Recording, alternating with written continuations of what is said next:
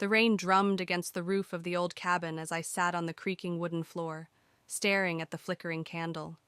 Its flame danced, casting shadows that twisted and writhed on the walls, making me feel like I was never truly alone. I had come to this isolated retreat to escape the noise of the city, to find solace in the tranquility of nature. But as night fell, tranquility turned to dread. It started with a soft scratching sound coming from outside, barely audible over the patter of rain. I told myself it was just the wind or branches scraping against the cabin, but my gut twisted with unease. I had read about this cabin's history.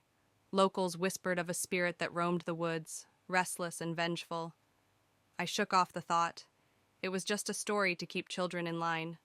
The scratching grew louder, more insistent. My heart raced as I tried to convince myself it was nothing. But when I glanced out the window, I saw nothing but darkness, the trees swaying like skeletal hands in the wind. I forced myself to breathe, to focus on the words in my book, but the scratching morphed into a soft thudding, as if something was trying to get in. I stood, the candle trembling in my grip. I made my way to the door, my mind racing with possibilities. "It's just a raccoon," I muttered to myself, hoping to sound convincing. But as I reached for the doorknob, a cold chill wrapped around me. I hesitated. Then, suddenly, the thudding stopped.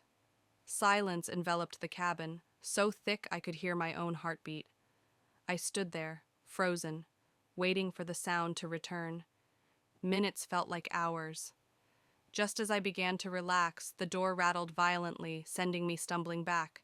I felt my breath hitch in my throat. "Hello?" I called out, my voice quivering. No answer came. The only reply was the relentless rain. I stepped back, my eyes darting to the window. My instincts screamed at me to hide. I grabbed the candle and crouched low, hoping the shadows would shield me. Just then, I heard a whisper, barely audible, yet it sent shivers down my spine. "Let me in." My blood ran cold. "No," I breathed, clutching the candle tighter. I didn't want to believe what I heard. I was alone. I had to be alone.